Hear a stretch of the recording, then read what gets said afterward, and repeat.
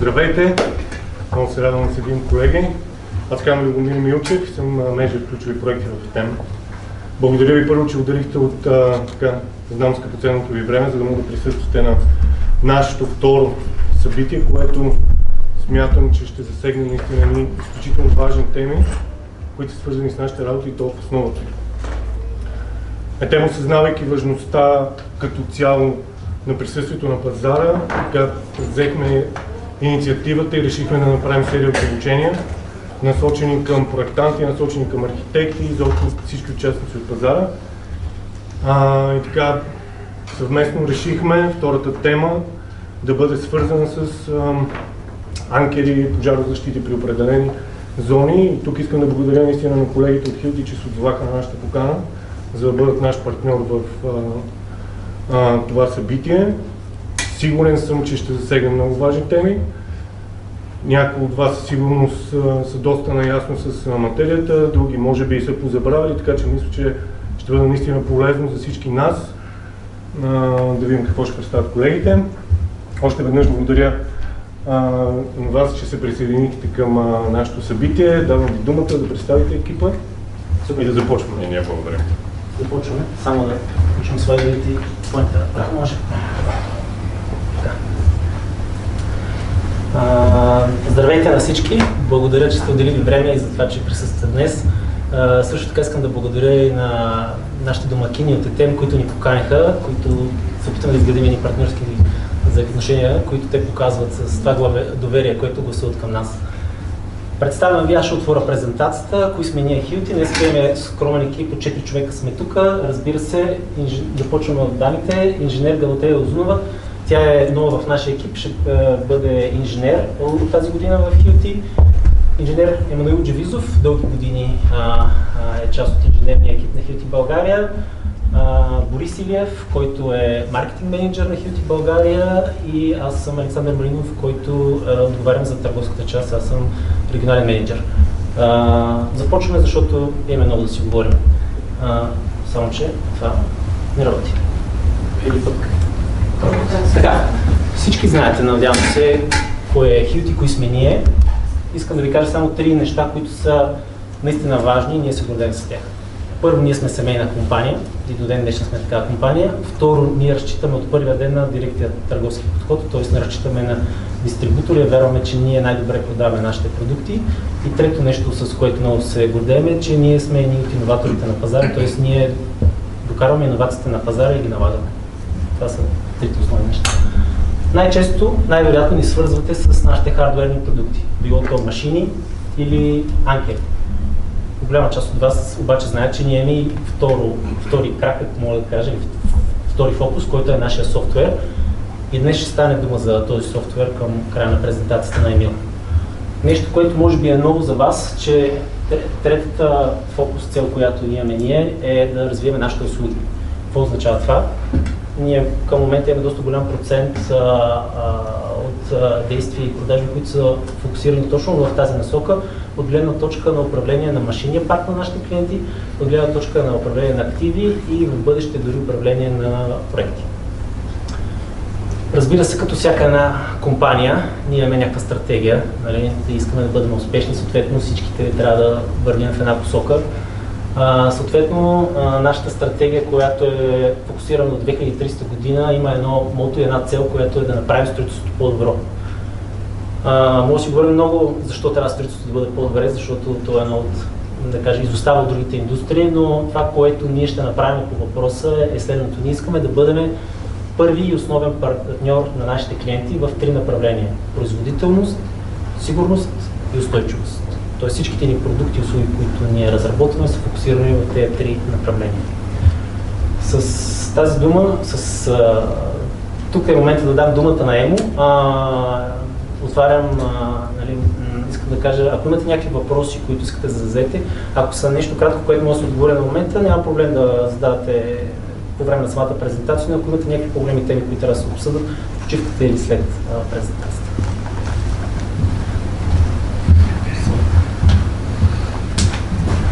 Така, всяка една от темите, които ще засегнем, слайдовете, които сме подготвили, са извадка от една по-голяма презентация на конкретната тема. С изключение на портфолиото от анкери на Hilti, тези теми са развити в вебинари, които сме правили, могат да бъдат намерени като цялостни теми, като запис на нашия вебсайт. Тук сме се постарали с целенасоченост да изберем най-важните есенцията от всяка една тема, за да засегнем, да отворим вратата към това колко е важно и колко е важен избора на анкери и че всъщност този процес, има случаи, в които може да изглежда сравнително лесен, но зад него седят доста неща, които трябва да бъдат споменати. Така, въведение в изчислението на анкери е първата тема, като как се изчисляват анкерите. За тези от вас, които доста години назад във времето са се занимавали, може би абревиатурата ETAC им е позната. ETAC беше ръководство за изчисление на анкери, но с информативен и по-скоро препоръчителен характер, докато с въвеждането на Еврокод 2, част 4, вече става с доста по-императивен характер изчислението на анкери, като обръщам внимание, че не е просто ENA 19924, а е BDC-ENA. Макар че няма превод на български, Еврокода е одобрен, мисля, че BIS е органа, който отговаря за това той да бъде един еврокод да бъде легализиран за България, съответно това е нормативната уредба, по която се изчисляват анкери. Ще поговорим малко и за EAD, което е съкращение на European Assessment Directive, извинявам се. Това е методологията, по която се тестват анкери и реално какво имаме предвид, че е императивно. Доста от вас тук съм сигурен, че са конструктори, някои ги познавам лично, които се занимават с метални конструкции. Със сигурност няма да изпуснете да оразмерите този възел, съответно с неговите компоненти, като не по-малко важно е да се оразмерят болтовете, така защо да е по-малко важно да бъдат оразмерени и крепежите, когато те са към бетонова основа, като седейки един такъв нормативен документ за изчислението на анкери, техническите данни, които предоставя всеки производител, включително и Hilti, базови технически данни под формата на технически ръководства, далеч не са достатъчни, не могат да заместят пълните изчисления. Затова в края на тази първа част на презентацията ще ви запознаем съвсем отгоре с нашия софтуерен продукт, с който бихте могли да извършите изчисления на анкери. За нормативните документи. EAD е европейски документ за оценка. Това е процедурата, която е описано какви тестове трябва да мине всеки един крепеж, бил той механичен, химически анкер, без значение на кой производител, за да получи сертификат. В този сертификат, който се нарича Европейско техническо одобрение, European Technical Approval, на база на тестовете и събраните резултати, те се обработват статистически и в сертификатите на всеки един продукт, на всеки един производител са заложени базови характеристики на изтръгване, на якост на опън, различни якости на сцепление, които вече влизат. Всички тези параметри, които са посочени в сертификата, отново подчертавам, те са различни от продукт до продукт. Два продукта на един и същи производител, примерно с химическите анкери, те не са взаимозаменяеми, защото всъщност има такива базови различни характеристики. Вече тези характеристики влизат в формулите за определяне на носимоспособност, които са залегнали в нормативната уредба за изчисление, която в случая, както казахме, е Еврокод 2.4. Тоест, за да получи един анкер цялостно одобрение, той трябва да мине през тестове, да се определят съответно с сертификат неговите основни характеристики и вече тези характеристики в формулите за изчисление влизат както параметри, които не са продуктово зависими, така и параметри, които са продуктово зависими. И винаги, когато си говорим съответно за изчисление на анкери, за бетон, трябва да обърнем внимание на едно много важно нещо, че бетона може да бъде напукан и не напукан. Това е една симулация на конструкция, реално най-простичко казано, в зона на опън, стоманобетона като елемент би трябвало да се приема за напукан с малки изключения, в зона на натиск евентуално би могъл да бъде прият за ненапукан. Въпросът е, че при едни сложни конструкции, каквито са в повечето случаи в днешно време, а и при земетръс, бетона като цяло трябва да бъде прият за напукан. Защо това е важно? Поведението на анкерите в напукан и в ненапукан бетон е различно. При ненапукан бетон, при реализирано усилие в анкер, разпределението на напреженията е равномерно в основата. При напукан бетон, когато има равнина на пукнатина, която минава през анкера, най-просто казано, без да навлизаме в повече детайли, разпределението на напрежението, което се получава в основата, не е по същия начин равномерно разпределено. Съответно, анкерът има различно поведение, различна носимоспособност. Накратко, от нашото ноу-хау, ако мислите, че е удачно да ни си доверите, бихме казали, че над около 90% от случаите бетона е добре да се приеме за напукан. Най-просто казвам, това е в полза на сигурността при направата на изчисления. Като освен от напрегнато състояние, от това каква е статическата схема на сградата, на елементите, къде е зона на опън, къде е зона на натиск, включително деформациите, породени от температура и съсъхване, могат да причинят пукнатини в бетона, така че това, че е в зона на натиск, не значи непременно, че бетона е ненапукан. Конкретни случаи, в които бетона може да се приеме за ненапукан, предварително напрегнати елементи и предварително изготвени стоманобетонови елементи. При тях там това е реално целта по този начин да се получат. В Еврокод 2.4 при въведението в изчисление на анкери има заложени 4 различни форми на разрушение. Това са скъсването на стоманата от опън, изтръгването на анкерите, конусно разрушение на бетона и разцепване на бетоновия елемент.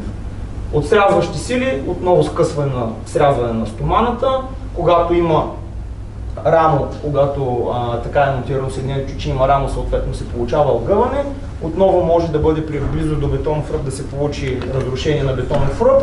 И на английски думата е pry-out. Тук с преподавателите в ЛАСАГ имаме малко, нямаме единно мнение. Ние използваме термина обрушване, на английски pry-out, когато група от анкери реално могат да се завъртат от срязваща сила и отново да отчупят парче на бетона. Всяка една от тези форми на разрушение има формула, по която се смята носимоспособността на конкретния анкер и трябва да бъде съответно сравнено с усилието, което възниква в него. Съответно за заинтересуваните какво седи точно за тези формули, Еврокод 2.4, там са описани с всички едни параметри. Като при изчислението, пак повтарям, има продуктово зависими параметри, има и такива, които са свързани с диаметъра на анкера, дълбочината на анкера, на отстоянието от бетоновия ръб и прочие и прочие.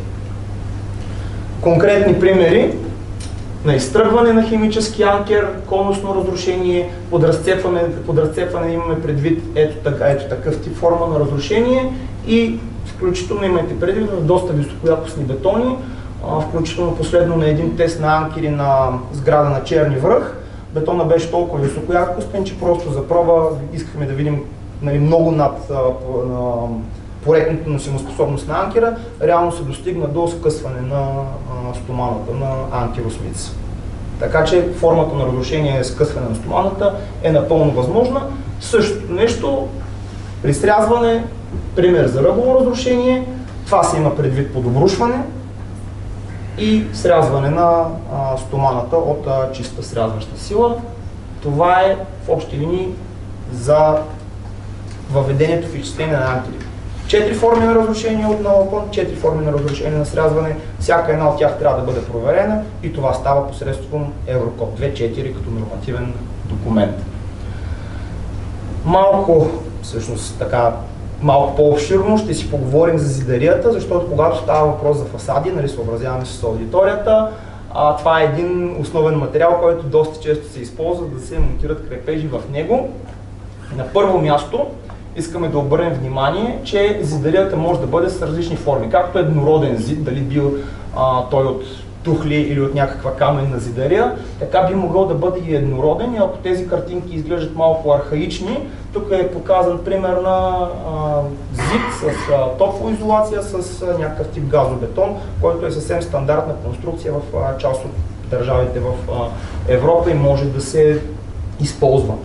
Със сигурност, като първо място, когато става въпрос за закрепване в зидария, трябва да сме наясно какъв е точно материал, в който се закрепва. Не е просто необходимо, не е просто кухи тухли. Каква е якост на натиск, колко са големи кутините, всички тези въпроси имат значение. Процедурата. Отново, имаме така нареченото ЕАД, на база на които пластмасови дюбели, химически анкери за тухла, евентуално механични анкери за тухла, нали, това число се включва винтовите анкери, например, стават за някои типове плътна зидария. Те трябва да минат през процес на тестване по конкретни критерии, за да получат европейска техническа оценка, ЕТА сертификат. Отново в ЕТА сертификата са записани конкретните базови характеристики. Тук малко надграждаме, тъй като не съществува еврокод за оразмеряване на анкери в зидария.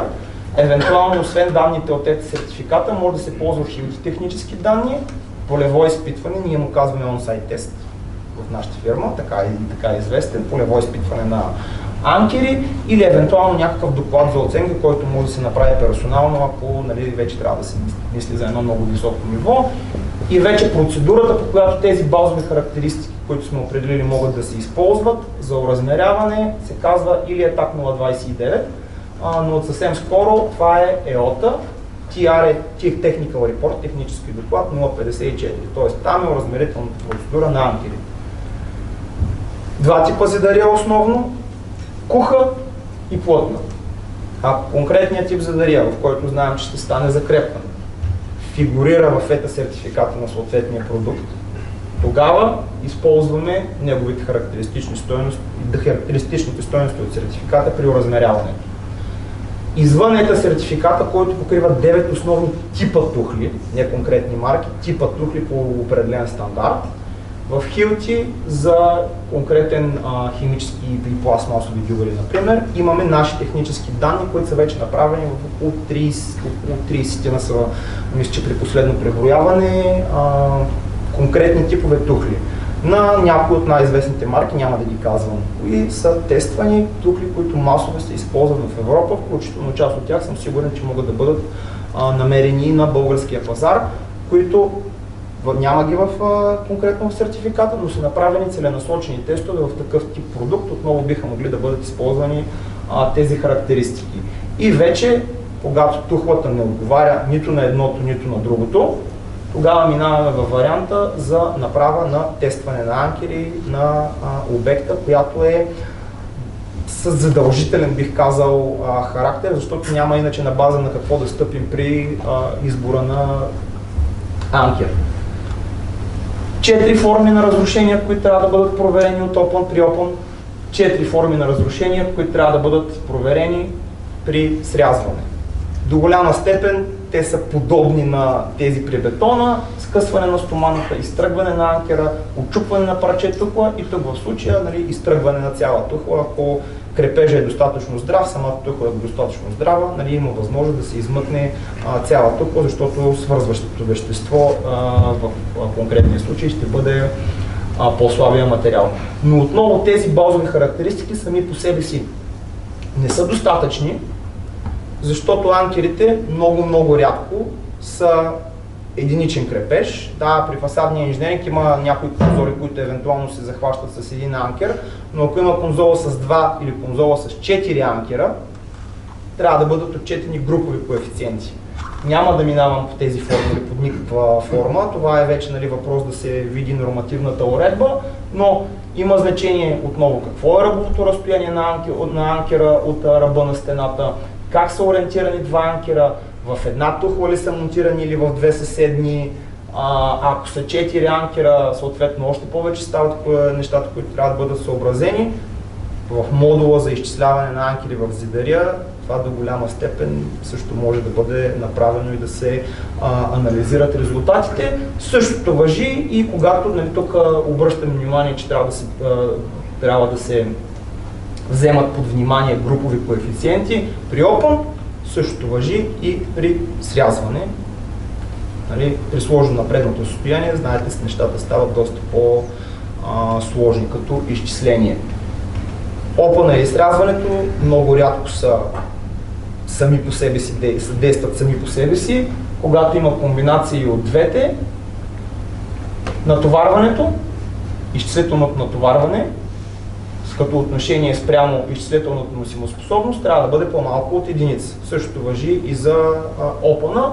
Съответно, когато те двете действат в комбинация, при плътни тухли сбора на двете отношения трябва да е по-малко от 1,2, а при пухи или перфорирани тухли по-малко или равно от единица. Тоест една доста така консервативна проверка.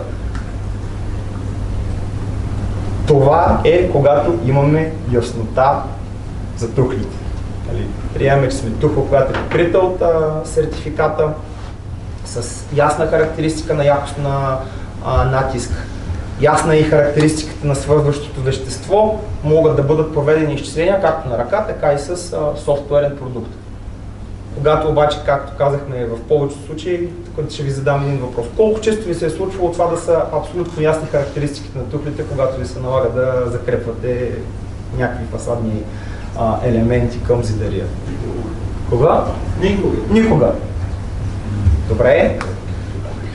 Така, само по себе си закрепването в тухла не представлява проблем само на българския пазар. Да кажем, че тук е много ясно изразен, поради различни причини, една от които е, че без да искам да засягам никой, но на дори знакови сгради се използват доста нисък клас тухли, особено за външни зидове. За вътрешни зидове е съвсем различен. Там тухлата трябва да отговаря на различни характеристики, но за външен зид, към който евентуално ще бъде захващана фасада, и ако тогава фирмата изпълнител не работи до известна степен заедно с фасадния инженер, в един момент може да се окаже, че това, което трябва да бъде монтирано като фасадна конструкция, няма да пасва по никакъв начин на бюджета, който е бил заложен. Тестване на анкерите. Основните данни за теста, които трябва да имаме, са какъв ще е материалът. Тестване на анкери не се прави само в зидария, прави се и в бетон. Когато бетона е за стара сграда с неясни характеристики, последствие ще видим в инвестиционния процес къде влиза. Трябва да знаем какъв е материалът, с знайни или с незнайни характеристики. Оттам нататък трябва да определим какъв анкер ще тестваме. Не може с един и същи тест да тестваме на подобни показатели. След това трябва да знаем каква ни е целта на тест. Искаме да определим носимоспособността на крепежното средство в съответната основа или искаме да проверим качеството на монтажа. Дюбелите, дали били те за бетон, били те за тухла, са специфично изделие, което всеки производител има специфични изисквания към монтажа и монтиране неправилно. Дали неправилно означава монтиране в непочистен отвор, дали означава монтиране с неточен момент на затягане, когато става въпрос за сегментни анкери, има доста неща, които биха могли да се объркат. Така че в основа с неясни характеристики търсим определяне на носимоспособността. В основа с ясни характеристики може да се направи проверка на съответно на качеството на монтажа. Дали монтирания вече анкер в експлоатационно състояние отговаря на проектните изисквания. Определянето на носимоспособността, когато си говорим конкретно за тухла, може да бъде разрушително, съответно прави се след това статистически анализ на получените резултати, или безразрушително, когато предварително е определена целевата стойност на натоварването, от което анкера трябва да издържи. Тестовете дават характеристична стойност, имайте предвид. Съответно, натоварването, просто умножено по коефициента за сигурност, получаваме стойността, която трябва да постигнем неразрушителна. Това е друг вариант за провеждане на теста, ако на обекта не се иска няма възможност да бъдат разрушени N на брой тухли. И вече доказване на натоварването е, изчислили сте с дали на ръка, дали на софтуер, че един анкер трябва да издържи 5 кН на опън, проверяваме до 5 кН след монтажа, дали всичко е окей. И съответно това са различни стандарти, по които в последствие се прави оценка на тестовите резултати. Казахме определяне на носимоспособност по два различни начина и задания и проверки. Има различни стандарти. Пластмасовите дюбели трябва да бъдат тествани по този метод. Няма да задълбаваме в него, това е въпрос вече да се отвори, да се прочете какво пише в него, но има минимален брой тестове, които трябва да бъдат направени. Ако се използва друг метод, съответно за механични или за химически анкери, има два варианта.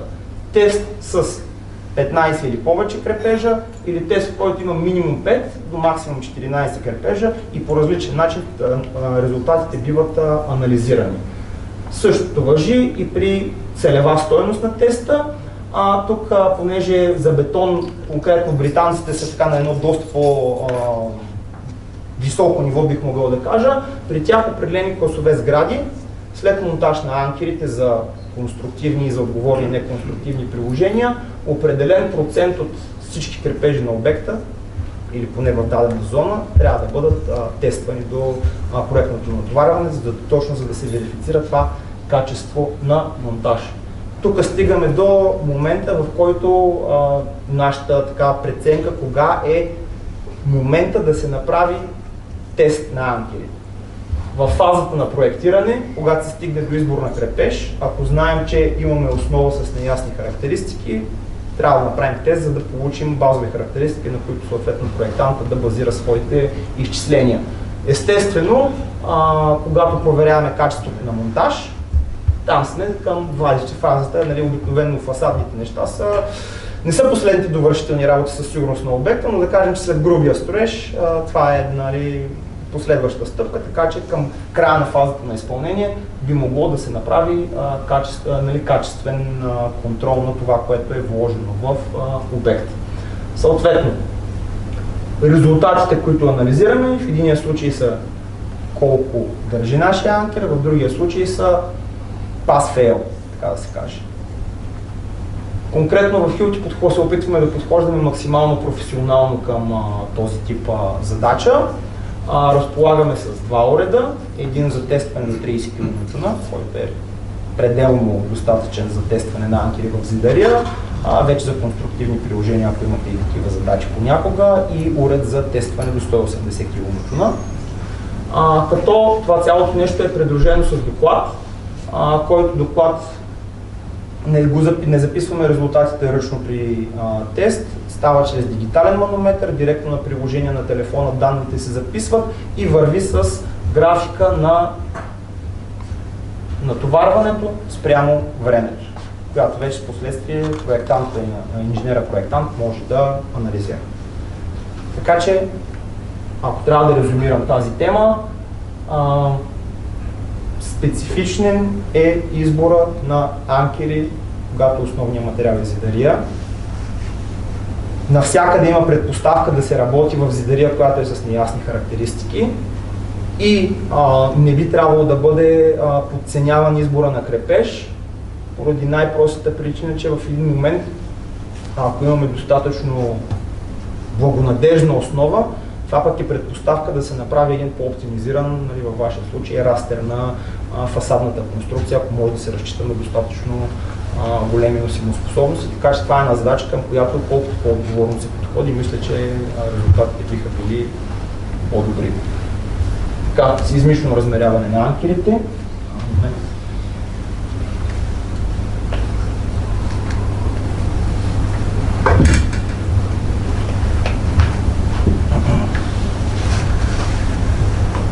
Казахме вече за Еврокод 2.4. Еврокод 2.4, освен статични натоварвания, като каквото би могло да се разглежда натоварването от вятър, водещо при фасадите, разглежда и сеизмичните носимоспособности и поведение на анкерите.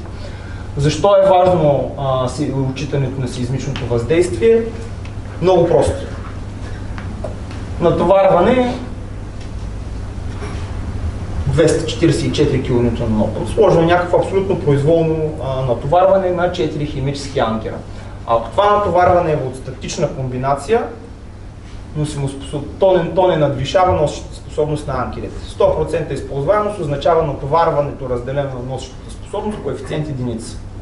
Само че ако същото натоварване като стойност е от сеизмична комбинация, носимоспособността на анкерите виждате, че е надвишена 2,5 пъти.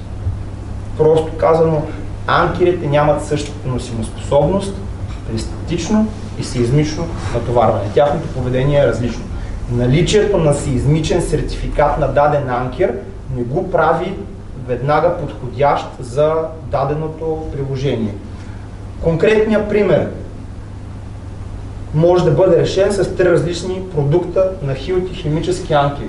С химическа смола HitHy 200 и стандартна шпилка, необходимата дълбочина на анкиране, за да бъдат изпълнени проверките, е 314 мм. С епоксидната смола, за тези, които са запознати, отново с стандартна шпилка, необходимата дълбочина на анкиране, за да бъдат изпълнени оразмерителните проверки, е 228 мм, т.е. веднага 37% оптимизация на дълбочината на анкиране. Говорим си за един и същи диаметър шпилка. А вече химическата смола HitHy 200 с една много специфична шпилка, която е изключително подходяща за земетръс, 82% оптимизиране на, т.е. не 82%, а ако вземем едно 173 мм, 82%, 314 е 82% по-високо. Т.е. почти двойно намаляване на дълбочината на анкериране, което води със себе си много по-лесно изпълнение. Така че това, че един анкер, дори на един и същи производител и единия и другия има сеизмична квалификация и базови стойности за сеизмично поведение, не означава, че те са взаимозаменяеми и всъщност всеки един от тях подлежи на конкретно изчисление. Как се квалифицират анкерите за сеизмично въздействие? До голяма степен, както и за статично, но процедурата е отново с посредством изпитвания, като тук се взима предвид цикличното натоварване, което е в много кратък период от време, има знакопроменливо натоварване, което създава до сложно напрегнато състояние в конструкцията, което води до появата на пукнатини, дори в зони, в които те по принцип при стандартна ситуация не се очакват. Съответно, анализа е, че в един кратък период от време се получава отваряне и затваряне на пукнатини с доста по-голяма широчина, отколкото се очаква от едно постоянно действащо натоварване. Да, при примерно разтоварването на една плоча в края на работния ден, когато хората се тръгват, да, нали, част от пукнатините пак частично се затварят. Това е много по-силно изразено при сеизмичното натоварване. Заради по-голямата широчина на тези пукнатини, това води всъщност до по-намалената носимоспособност на анкерите спрямо това в напукан бетон при статична комбинация. Това е една процедура за сеизмична квалификация на анкери. Широчината на пукнатините е определена като максимален размер до 0,8 мм. Съответно, правят се цикли на натоварването, в което освен, че се увеличава при тестовата процедура, освен, че се увеличава широчината на самата пукнатина, която минава през зоната на анкериране, се увеличава циклично и натоварването, докато се стигне до върховото натоварване, което трябва да бъде определено. На база на две такива процедури, за анкерите, когато става въпрос за анкериране, се две квалификации C1 и C2. Накратко C2 е по-консервативната, по-изискващата процедура, която съответно дава по-ниски носимоспособности. Кога трябва да бъде разглеждана носимоспособността при C1 или при C2, вече отговора на този въпрос лежи в Еврокод 8 и анекса на Еврокод 2.4. Еврокод 8 разделя сградите на 4 категории. Първа, втора, трета и четвърта. Четвърта категория е най-високата категория. Това включва електроцентрали, държавни учреждения, болници. Втора и трета категория са сгради тип училища, обществени сгради. Първа категория е най-ниската, примерно временни постройки. При първа категория не се изисква сеизмична квалификация на анкерите. Оттам нататък същото зависи от земното ускорение. При земно ускорение по-малко от 0,05 G няма нужда от сеизмична квалификация на анкерите. Това е залегнало в Еврокод 2.4 в анекса. В България обаче мисля, че такава зона няма. Съответно, мисля, че дори попадаме навсякъде с стойност на земното ускорение повече от 0,5 G. И тогава разделяме нещата на това е извадка от анекса на Еврокод 2.4. Ако имаме конструктивно приложение или неконструктивно приложение.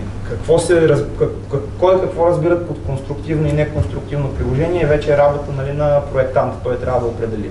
Но ако приемем, че фасадата дори да я приемем за неконструктивно приложение и сме при предпоставката за по-голямо от 0,1 G, реално при втори, трети и четвърти клас сграда е необходима по-сериозната квалификация на сеизмика. България като силно сеизмичен регион. Водил съм разговори с колеги от бранша на темата. Фасадите е възможно при тях сеизмичната комбинация да не е меродавна, така да бъдат конструирани, че това да не е водещ ефект, но ако това не е направено, тук е само да се замислите има или няма смисъл от отчитане на сеизмичността. Зависи от сградата, примерно една висока сграда като Skyfort. Това може да е много по-релевантно, отколкото на една по-ниска сграда в полето, където ветровото натоварване може да е в пъти по-голямо. Зависи от конструкцията на сградата, конструкцията на фасадата, но ако е необходима сеизмична квалификация, това е начинът, по който да се определи. Така, как да подходим към размеряването на анкерите? Съвета на Хилти е еластично. Тоест, взима се максималното усилие, което може да възникне в съответната конструкция. Не се прави капацитивно проектиране, не се взимат под внимание капацитивното проектиране, ако конструктора на сградата го е взел, и с тези максимални усилия за конструктивни елементи, коефициент на поведение на сградата е единица. Тоест усилията не се редуцират. Максималните усилия, които биха могли да възникнат от земното ускорение, от земните движения, те трябва да бъдат приложени в съответното съединение. Това вече го дава модела на сградата в общия случай. Съответно, чисто хипотетично е възможно и капацитивно проектиране да се направи, но тогава вече това е работа и по-скоро на конструктора на самата сграда. Той трябва да е определил къде се появяват пластичните стави, съответно какво е ограничението на натоварването, което може да възникне защото ако в гредата или в колоната възниква максимално усилие 200 кН и 50 кН огъващ момент, няма смисъл анкерите да бъдат оразмерявани с по-голямо усилие, което би била еластичната предпоставка. Просто оразмеряването по еластичен начин е упростяване на задачата, като имайте предвид, че при избор на това дали да е еластично или капацитивно проектиране в софтуера, абсолютно по никакъв начин не се променя носимоспособността на анкерите. Това по-скоро да се посочи в доклада като информативно какъв е бил подхода на проектанта към конкретната задача в последствие при един анализ на неговите изчисления. Може ли един коментар на това? Разбира се. Може коментиране, казвате за капацитивно проектиране, по принцип 99% от фасадите, сечението на профилите, напрещото сечение клас 4. Поради това следва тези конструкции да се смятат в еластичен стадий с ефективни характеристики на напрещото сечение. Така че аз мисля, че изхождайки от това, отговора на кой стадий трябва да смятаме закрепващите елементи е ясен, т.е. винаги в еластичен стадий. Прави се анализ, какви са максималните усилия, които възникват и те не биват редуцирани на база на това, че не се допуска използването и размеряването с пластични стадии. Просто е клас 4. Да. Сеизмичното оразмеряване е като статичното оразмеряване, само че има допълнителни коефициенти. Има базова носимоспособност, сеизмична. Впоследствие тази базова сеизмична носимоспособност се модифицира с два коефициента, алфа гап и алфа сайзмик. Ще ви покажем на един следващ слайд. Изчислителната носимоспособност се разделя на частния коефициент за сигурност и по този начин се получава, т.е. характеристичната носимоспособност се разделя на частния коефициент за сигурност и по този начин се получава изчислителната носимоспособност. Съответно, тя след съответствие, изчислителното натоварване се сравнява с тази изчислителна носимоспособност. При сеизмиката е много важно, че има един допълнителен критерий, който трябва да бъдат отчитани преместванията. Самият сертификат задава конкретни максимални премествания.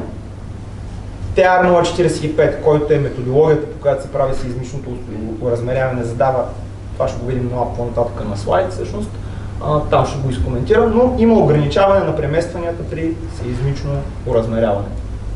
Формите на разрушения, които трябва да бъдат проверени, са абсолютно същите. Скъсване на анкера, образуване на бетонов конус, изтръгване на анкера, разцепване на бетона, няма смисъл да ги повтарям, и при срязване са същите, но те трябва да бъдат, но за основа се използва базовата сеизмична носимоспособност, а не базовата статична. Много важен коментар, ако изрично не е упоменато в ета сертификата, че повишаването на класа на бетона води до повишаване на носимоспособността на конуса, правени са такива анализи. Последното ноу-хау показва, че по-високия клас бетон при анкериране не води до в повечето случаи не води до по-добро поведение на конуса. Така че до голяма степен при статично натоварване, ако бетона не е 20-25, за който се пишат базовите носимоспособности, а 30-37, ще се получи завишаване на изтръгването на проверката за бетонов конус. Ако изрично не е упоменато в ета сертификата на конкретния продукт, че за бетон 30-37 тази базова носимоспособност е по-висока, значи просто тя се разглежда като една и съща. Това е една такава специфика. Отново всичко това с софтуерния продукт се проверява. Алфа сайзмик е коефициент, с който се редуцира базовата сеизмична носимоспособност. Има значение какъв е типа натоварване и дали разглеждаме единичен или група анкери. Може да видите, че в доста от случаите то е единица, а за група анкери 0,85 или 0,75. Т.е. базовата носимоспособност, например, вие я намаляваме или от 25% до 0%. Отново това всичко е посочено в съответния сертификат на съответния продукт. Alpha Gap, това е вече по-интересно. Това е отчитане дали между крепежното средство и планката този луфт е оплътнен.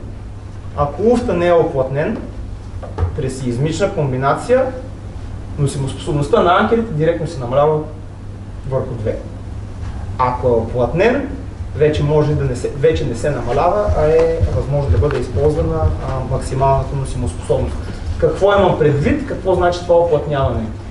В Hilti имаме един комплект за запълване на отворите. Тук прозрачният елемент е в ролята на планката.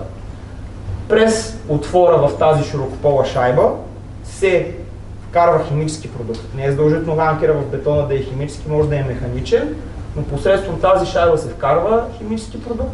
Той образува ето тук уплътняване на тази зона, което води до много по-добро поведение на анкерите изначално. Нашия продукт гарантира такъв тип запълване на отворите. Различни алтернативни методи, включително леко така да се впръска малко химия в отвора, може да доведе до ето такъв ефект, в който това запълване да не е направено качествено. Какво се изразява в това? Анкерите са М10, H6, т.е. сегментен анкер, нещо стандартно като за фасада. При едно срязващо натоварване, това е малко по-сериозно натоварване, 50 кн за някакъв конструктивен елемент. Проверките са на 97%. При незапълване на отворите 222%. Тоест, тук в този случай то е възможно да се работи пак с незапълване на отворите. Но размера анкер, който трябва да бъде избран, трябва да е доста по-голям.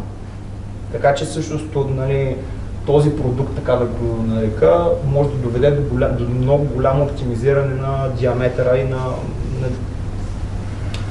цялостно на концепцията за анкериране. Частните коефициенти за сигурност в общи линии са до голяма степен същите, каквито са при статичното размеряване. Там не ги засегнахме.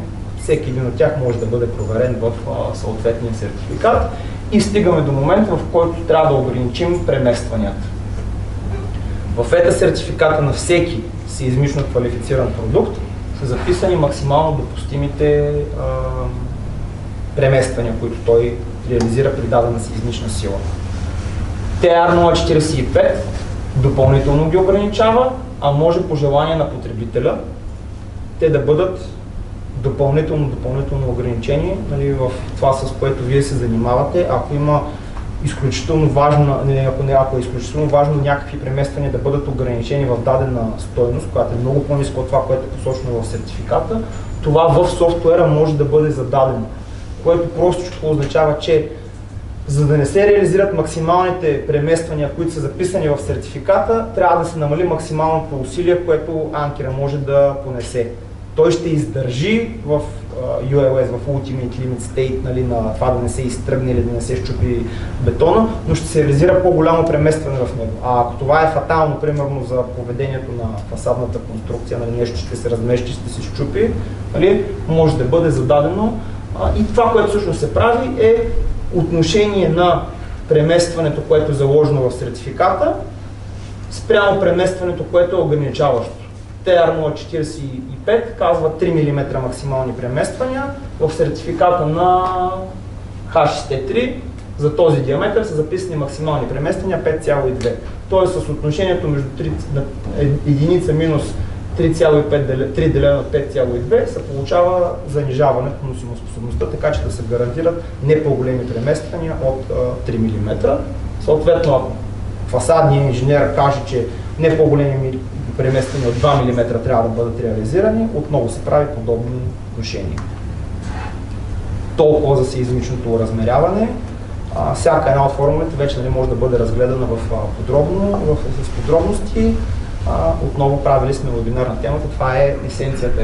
Анкери, след като ние правим презентацията, ще ви покажем и нашите решения, които даваме на всеки един от казусите, които засегнахме.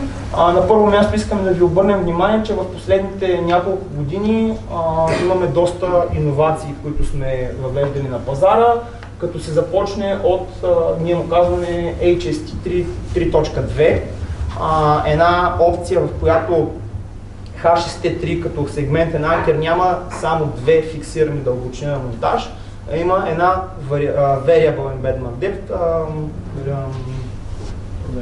променлива дълбочина на монтаж, един диапазон. Например, за М10 от 50 мм до 120 или 125 мм може да варира дълбочината на монтаж в бетона, което дава ни така доста по-добри носимоспособности в дадени случаи. Това е насочеността на практическият пример. Hilti има портфолио от така наречените анкерни канали. Няма да споменаваме на фирмата, ние сме конкуренти на пазара, но в случай за вас като фасадни инженери, ако търсите решение с предварително заложени анкерни канали, това е един продукт, който също се продава в портфолиото на Hilti. Също има софтуер, както и конкурентните продукти, с който може да бъде изчислен и може да се говори за оптимизиране съответно на начина на закрепване на фасадата. Като минимум, това така да кажем премиум решение за закрепване на фасади, води до много по-лесен монтаж, ако бъде естествено, правилно изпълнено, което е също водещо нещо. Пуснахме две нови линии винтови анкери. Премиум решението е HUS 4, бюджетното решение е HUS 2. Ще ги засегна в следващите слайдове. Химическия анкер, да, не е предпочитаното решение при фасадите, но HitHide 200 като един премиум продукт, в неговата версия 3, допълнителни подобрени експлоатационни показатели. Предстои съвсем скоро H64, правилно ако греша. За тези от вас, които така се робят по чужди сайтове, в Германия може да ви направи впечатление, че вече е пусната нераждаемата версия на анкера, която основно е насочена към фасадния бранш, допълнително подобрени характеристики спрямо H63 и пожарозащитните продукти за уплътняване на карта на окачени фасади и на вентилируеми леки фасади. След някакво известно време, тук е въпрос, нали, кога това ще бъде приложено на българския пазар.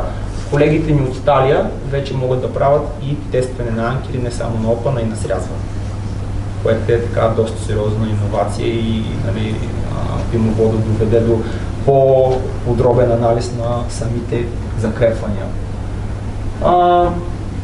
Имаме както премиум решения за бетон, така и премиум решения за зидария. HST3, HST2 и HUS 4 са анкери с най-високи експлоатационни показатели, когато става въпрос за закрепване в бетон. Средния клас, HUS 2, HSA и HRD, пластмасовия дюбел, който предлагаме, той е подходящ за бетон и до известна степен за зидария. И имаме и доста икономични решения от ценова гледна точка, но те не са в софтуера, за тях имаме само технически данни. Там не ги засягаме като тема на презентацията, но за неотговорни приложения, тук нали, вече е въпрос дискусия какво разбираме под отговорни и неотговорни приложения, но анкер за масова употреба има, нали, почваме от HST3, през HST2, през HSA, през HSB, т.е. 4 разновидности на сегментен анкер, които могат да бъдат използвани при определени приложения. Същото важи и за анкерите за зидария. Там премиум решението е химически анкер. Нали, той дава най-добри експлоатационни показатели. Ще стигнем и до това. Когато си говорим за закрепване в бетон, освен че анкерите се делят на химически и механични, едно друго основно разделение е дали те изобщо имат сертификат за напукан бетон или само за ненапукан бетон. Всъщност, освен HST3 и HST2, другите ни два сегментни анкера имат реално сертификат само за ненапукан бетон. Дали ако бъдат монтирани в напукан бетон, те ще имат нулева носимоспособност? Естествено, че не. Но поведението им със сигурност не е анализирано и няма как то да бъде защитено под какъвто е начин, чрез изчисления. Но ако в софтуера си изберете, че бетонът е ненапукан, веднага ви се отваря опцията да изчислявате и с анкер HSA. При химическите анкери има една така бюджетна смола за, примерно, някакви закрепвания на парапети, нещо такова, когато поради някаква причина се изисква работа с химически анкер. HST3 сегментен анкер. Най-доброто решение на Hilti,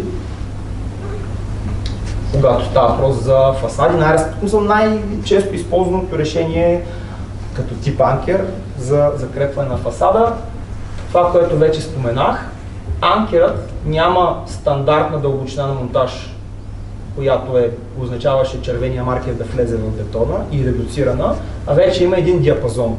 Тоест, вече завишавайки дължината на анкера, чисто по документи с изчисления може да се защити една по-голяма носимоспособност, не на изтръгване, защото изтръгването зависи от поведението на сегмента, а на бетоновия конус. Това е изключително важно при близко ръбово разстояние. Дали ще е планка отгоре на плочата или в челото на плочата, може да се даде много по-оптимизирано решение посредством по-висока дълбочина на монтаж, защото там обикновено меродавно или разрушението на бетоновия ръб, или изтръгването на бетонов конус. Доста по-гъвкав го справи съответно това. Може да се варира, ако преди един бракет, вчупвам през призмата на фасадния инженеринг, ако един бракет трябва да бъде на 150 мм най-близкия анкер от ръба на бетона, сега има вариант, в който същия диаметър анкер с по-голяма дълбочина на анкериране да бъде монтиран на 100 мм от ръба на бетона, което би довело до оптимизация на освен на самия анкер и на самия бракет. Как ти варира тази оптимизация? Дълбочина? Между 5 и 20. Зависи от диаметъра, зависи от класа на бетона, зависи от разстоянието между анкерите. Нали, вече е въпрос на няма. Вече не е стандартна дълбочината, мога да монтира малко по-дълбоко и да го изкарам по-навън.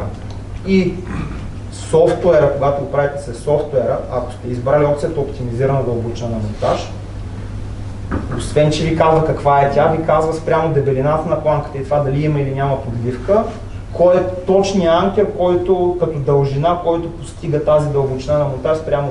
Ако планката е 5 мм, може да е 1, ако планката е 12 мм, вече може да трябва да се отиде на следващия размер. Да. Тоест не трябва да го гадаете това.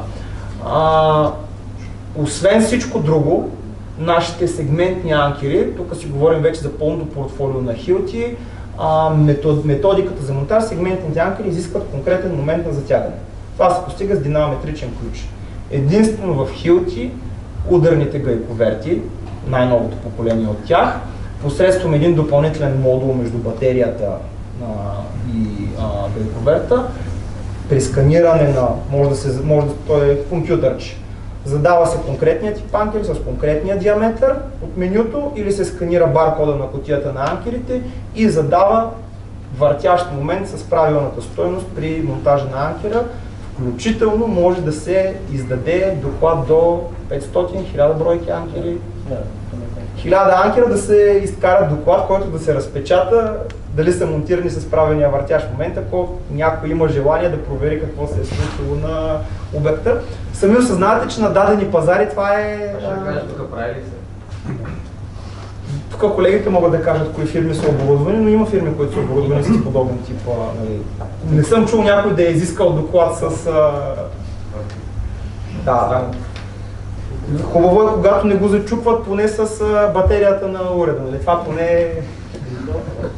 Хубавото е поне да го зачукат поне малко. Да. Защото мъжи да го зачукат.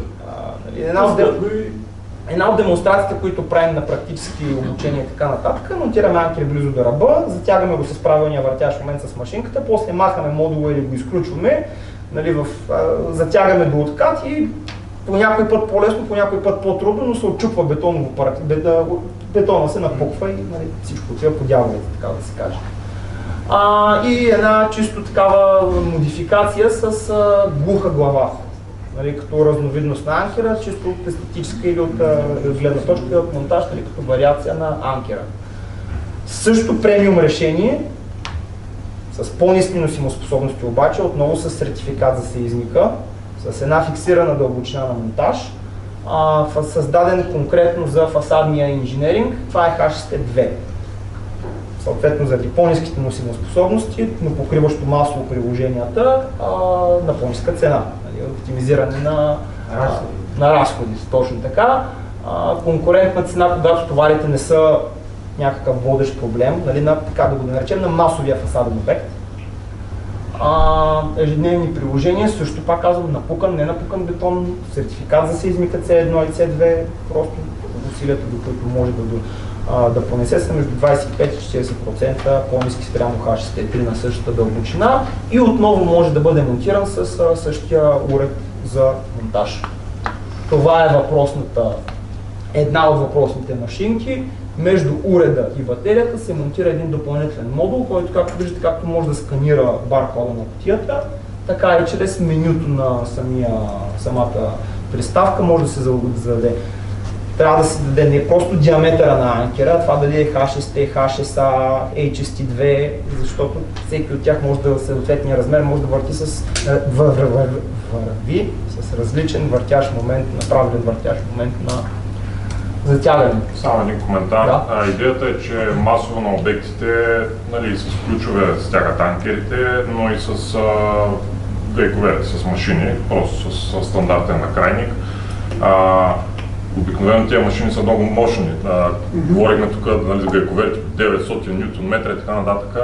Тези гайковерти така сами по себе си те не могат да бъдат контролирани. Този на Hilti от снимката, той е с максимален въртящ момент от 450 Нм, само че ти примерно имаш един анкер М12, който производителя му пише, че трябва да бъде монтиран с 60 Нм.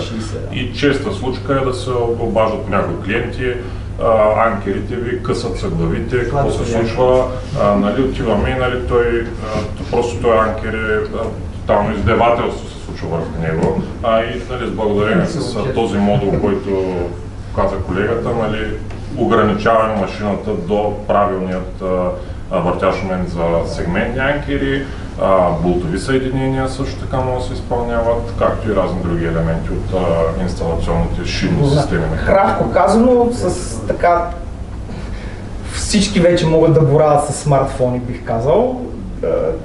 Някой просто го сложи този накрайник на уреда и му покаже какво трябва да направи или му го настрои, елиминира до известна степен човешката грешка, която може да се получи при монтаж на този тип анкери. Винтовия анкер. HUS4 е най-новото, и HUS2 е ново поколение анкер. HUS4 е надграждане над HUS3. Освен, че може да се използва като винтов анкер, някои предимства на винтовия анкер спрямо сегментния е, че винтов анкер 10, факта, че тялото му е М10, а пък резбата е с около 12,5 диаметър, като носимоспособност на Open е съпоставим с HT3M12. Това, което евентуално може да е като минус, е, че съответно между анкера и планката се създава малко по-голям луфт, но това е един анкер, който много по-лесно се работи с него, много по-бързо. Тук се елиминира нуждата от правилен въртящ момент за затягане. Как можехме да го направим по-добър, като му добавим един допълнителен компонент, който е опция. тази фолийна опаковка, която всички получихте като мостричка, анкера може да се монтира без нея. Слагайки и фолийната опаковка в отвора, се завишават между 10 и 25%, по-скоро между 10 и 15%, нали, това трябва да се види по техническите характеристики, носимоспособността на всеки един диаметър анкер. Тя е от М10 анкер за М8 я няма. И само за най-голямата дълбочина на анкера, но завишава допълнително носимоспособността на анкера, ако някъде сме на ръба да не излизат някакви неща на 105-110%, този проблем може да се реши с фолийната опаковка. Преди този анкер можеше да се изкара частично от отвора, за да се нивелира планката и да се навие обратно. Много често обаче се изважда изцяло от отвора и отново се вкара в отвора. Това по принцип не е позволено с стандартния анкер. При монтаж в последствие в същия отвор, използвайки фолийна опаковка, това вече е възможно и сертифицирано като приложение. И както опаковката мога да извадиш и да го извади в крана. Точно така. Монтира се без опаковката, върши ни работа. Трябва да се размонтира. Изважда се от отвора, слага се в последствие в фолийна опаковка, същия анкер в същия отвор се монтира. Отново оптимизация на разхода на няма нужда от пробиване на нов отвор и прочие. И прочее това, което прави, то е като инстантно лепило. Не си го представяйте като химическите двукомпонентните опаковки. То уплътнява микропукнатините, които се получават при нарязване на резбата, при навиването на резбата в бетона. Той затова е такова сравнително малко количество. Да. Тук не е както М12 шпилка се монтира в М14, в И14 отвор. Тук диаметъра си е с номиналния, с номиналния диаметър на анкера. Това оплътнява пукнатините вътре, луфтовете, които се получават. Без сертификат за сеизмика, с сертификат за напукан бетон. Размери 10 и 12. Не, 10 и 14. 8 и 10.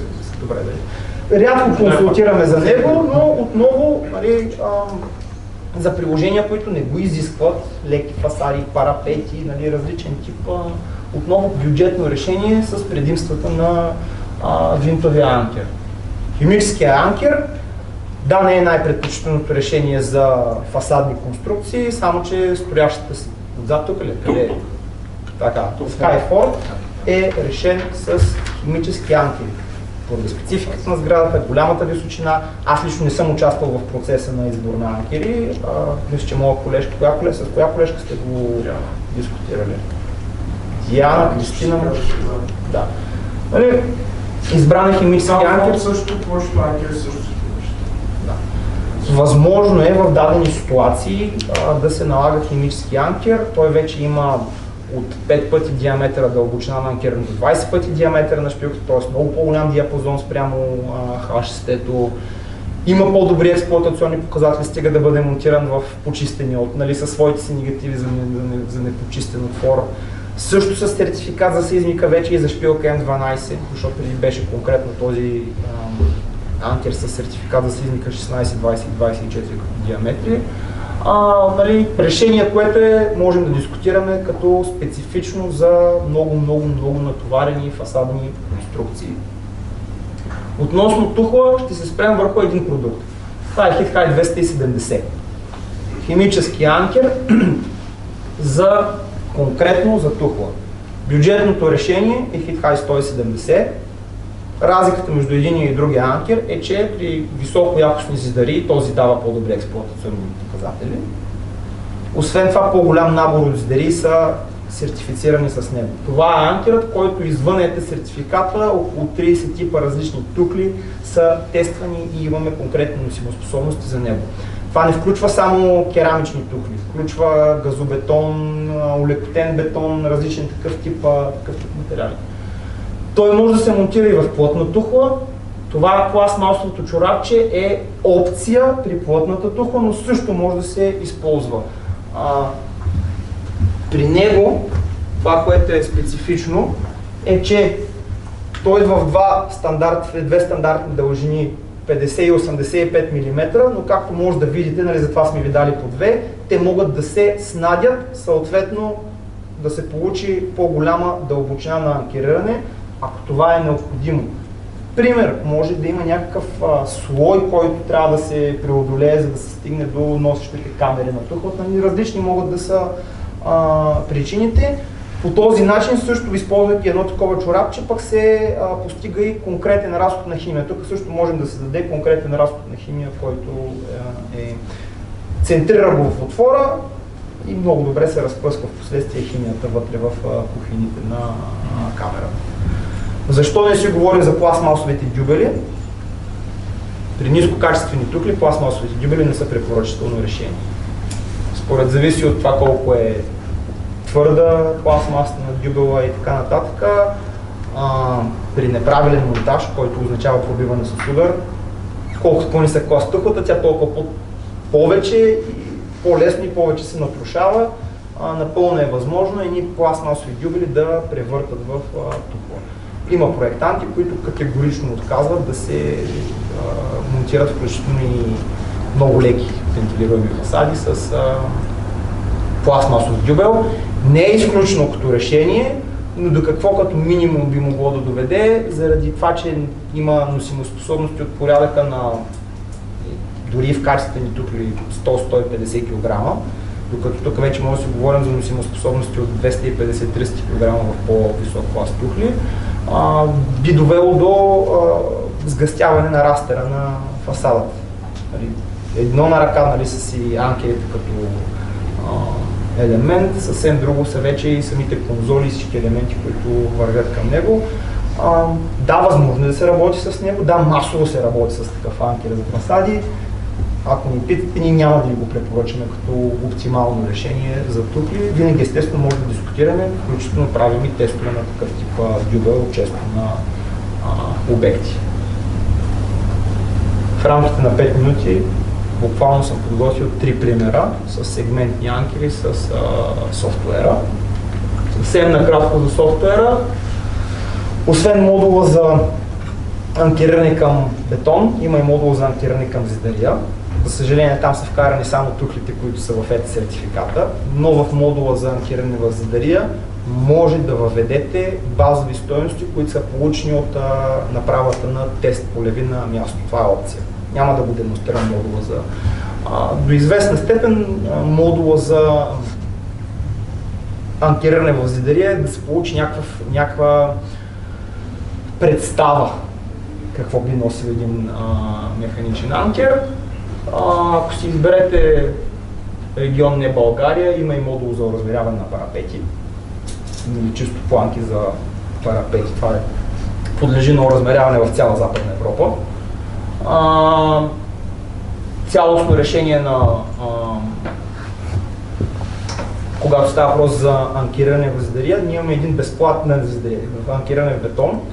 Ние имаме един безплатен софтуер за оразмеряване на анкери, който има платен модул, с който би могло да бъде оразмерено стоманеното съединение, вече цялостно по метод на крайни елементи. Тоест тук вече е въпрос на избор на проектанта, дали иска да си улесни допълнително работата за оразмеряване на стоманеното съединение. За съжаление, тъй като алуминия е по различен еврокод, не е по еврокод 3, неговото оразмеряване, съответно са малко по-различни формулите, които седят зад неговото размеряване. Няма как той да бъде оразмерен с този модул платения на софтуера.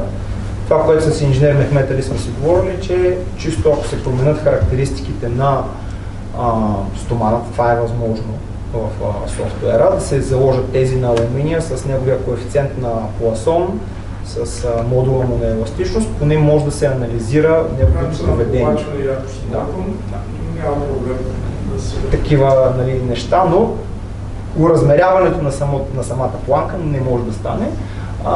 И освен всичко друго, като най-важно, дава и пълен доклад с изчисленията, което също ще покажа сега в примера.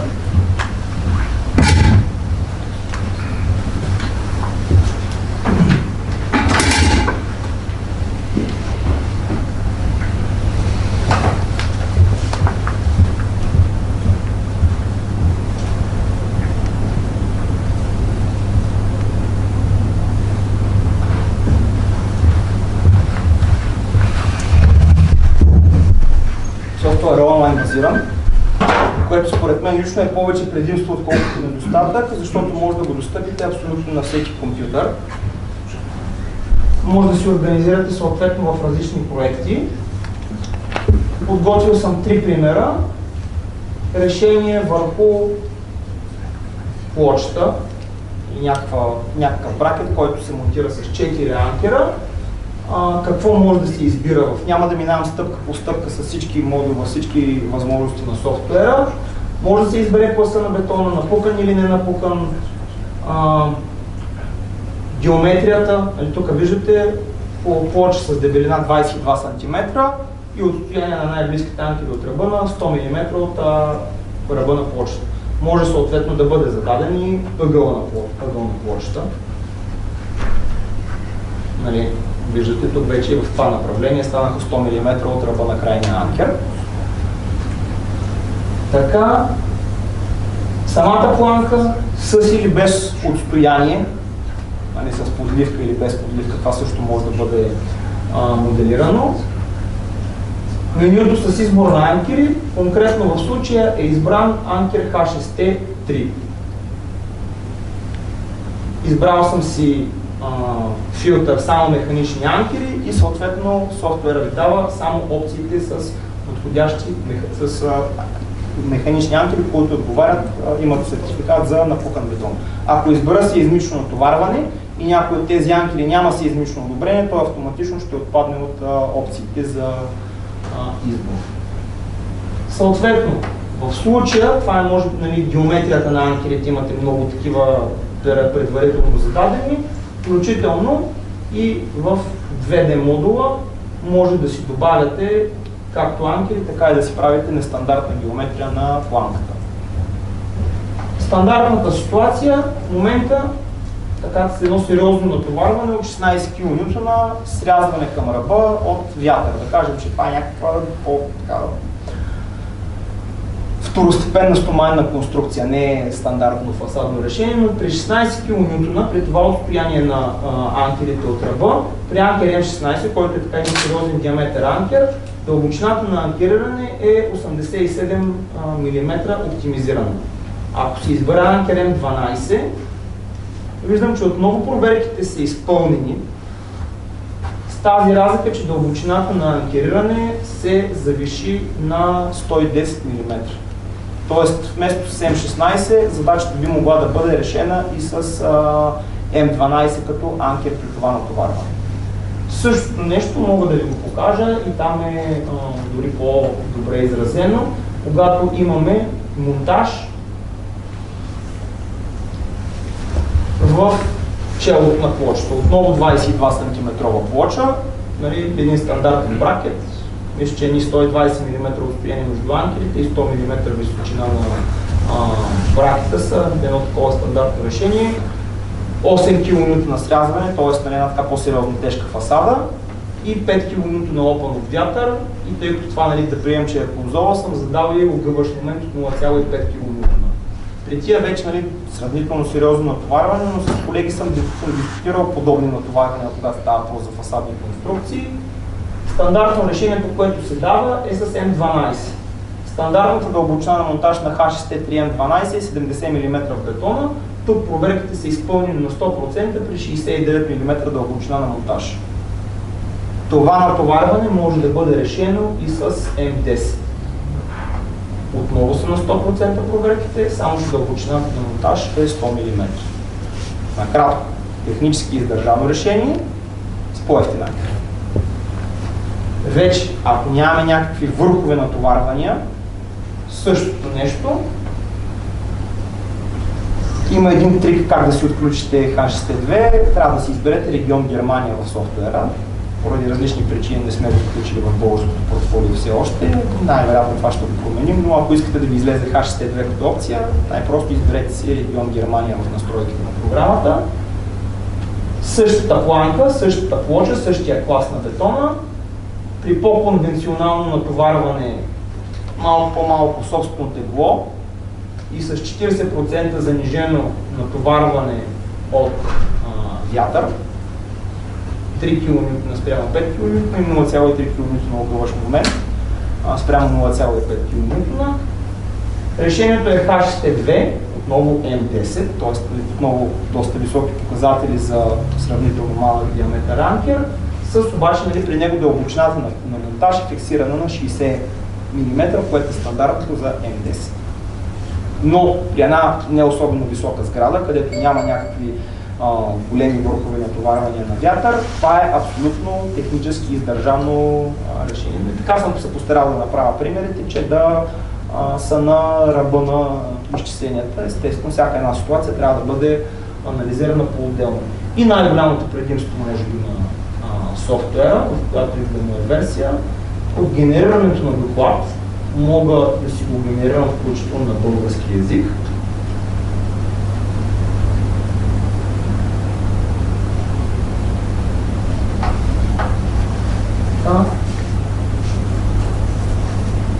И може да видите, че в доклада освен входните данни, типа анкер, класа на бетона, схемата на натоварването, усилията, които възникват, всяка една от проверките, които коментирахме, е записано какво е натоварването, което възниква в един анкер или в група анкери, зависи кое се проверява. Понякога се проверява един анкер, понякога се проверява група анкери. Капацитет, т.е. носещата способност. Тези проценти тук на използване, utilization на английски, са 4,77 делено на 22,43, това 2 на 22%. И всяка една от тези проверки, ето конкретно проверката за бетоновия конус, е записана. Коефициентите тези, това са площи, които тук са смятани. Вместо да ги смятате вие на ръка, показани са ви. Това са коефициентите, които влизат в формулата от Еврокода. Ето я всъщност цялостната формула от Еврокода. В Еврокод 4, 2 част 4, уравнение 7.1 дава носимоспособността на характеристичната носимоспособност на бетоновия конус за този тип.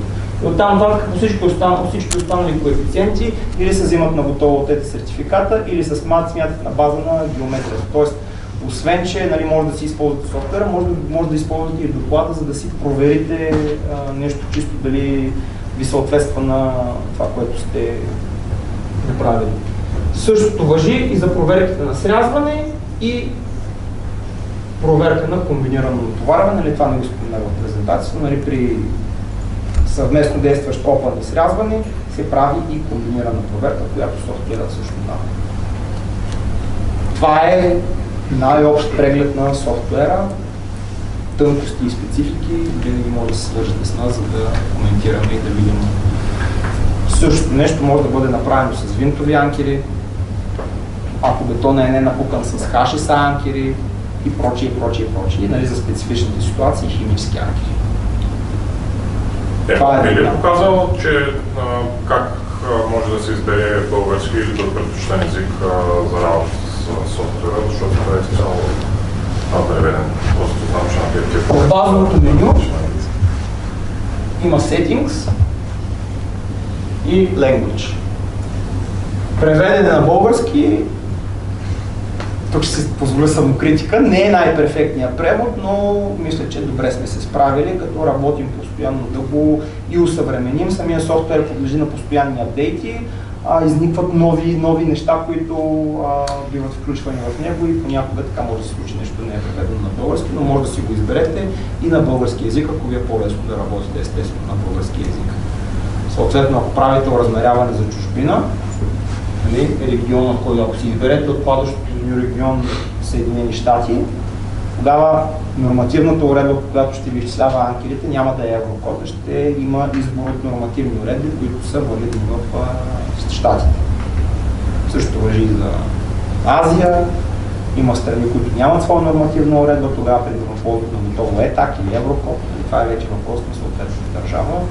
Не знам, че тук след вас има и колеги, които се занимават за размеряване на анкери уразмеряване на конструкции за чужбина, така че да, това също е предимство. Съответно, може да си работите на софтуера на български, а да генерирате доклад на дадения език, стига съответната държава. Големите държави, като Германия, Китай, са превели целият софтуер но може само доклада да бъде изкаран, така че да го приложите като документация. Това е частта в презентацията за анкери. Съвсем малко пресрочихме времето, защото започнахме и малко по-късно. Въпроси или да направим 15 минути почивка и да продължаваме? Аз предлагам да направим една почивка 10 минути, за да може да понаваксаме и да продължим с следващата тема, за да може пък и да приключим.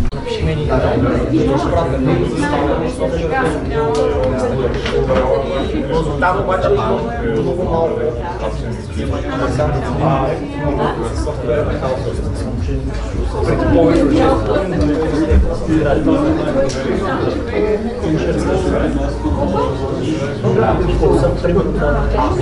Това можем да направим презентация за портфолио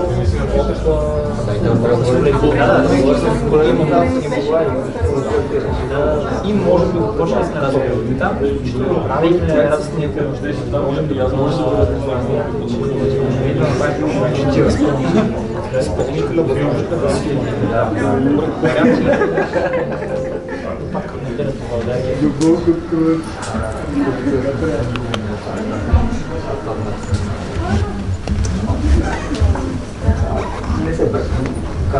Мъча се на сарпация. Добре ли, колега? Защо така си правиш?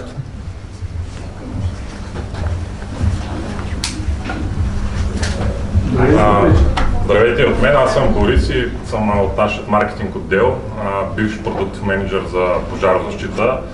Затова бях поканен да участвам. Благодаря на моя колега, който направи интересна презентация за анкерите. Понякога, когато го слушам колко компетентен и колко разпалено презентира, се чуя дали сме учили в един университет и дали работим в една фирма. Аз ще бъда по-збит. Следващите няколко минутки искаме да поговорим за пожарозащитата при фасади. В общи линии от Hilti, когато чуем curtain wall, нали, отделно от машините за монтажа, лазери и така нататък, ние се сещаме за две основни неща, именно анкерирането и монтажа на конструкцията и втора тема обезопасяването при пожар на фасадите. Говорейки и започвайки темата от окачени стъклени фасади, тук представяме всъщност една ситуация как се разпространява огъня и дима в случай на събитие. Има така две ситуации, които могат да се случат, ако в едно помещение се развие пожар. Това е ако пиростенозоните или отстоянието между плочите и конструкцията не е обезопасена, то пожара да се развива, той се развива по вертикала, да се получи така наречения куминен ефект. И вторият вариант е при много висока температура и изпукване на стъклопакета, пожарът да започне да пълзи по етажите нагоре. Именно за това брюстензоната, определено в дадени категории строежи и в високото строителство, тази брюстензона е необходимо и бих казал задължително да се обезопаси с правилният продукт или правилната система. Разбира се, освен обезопасяване от разпространението на огън и дим, тези материали или системи за обезопасяване на брюстензоната трябва да се вземат под внимание и други типове натоварвания. Върху конструкциите обикновено е възможно да действат сеизмични активности. В фасадите пък имаме на лице топлинни свивания и разширявания. Освен това, в сградите обикновено имаме натоварвания и от полезни товари, оборудване, хора и така нататък. И така нататък.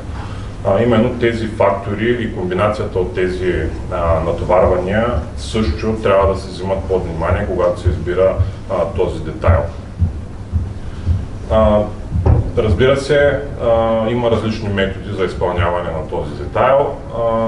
Като че ли най-разпространеният това са детайли с твърди плоскости, ламарина, като тези детайли обикновено при момента на издаване на обекта, завършване на детайла, те са в изключително добро състояние и работят по правилен начин, но вземайки предвид онези натоварвания отново, дали ще е от земетръс, дали ще е от някакви движения на сградата, топлинни свивания, разширения на фасадата, тези твърди връзки и тези твърди плоскости в дългосрочен план може би не винаги ще работят и ще бъдат уплътнили Бристъл зоната по най-идеалният начин. Тоест при изготвянето на този детайл е хубаво да разсъждаваме така и с мисъл за бъдещето и как ще бъде поведението на детайла след време.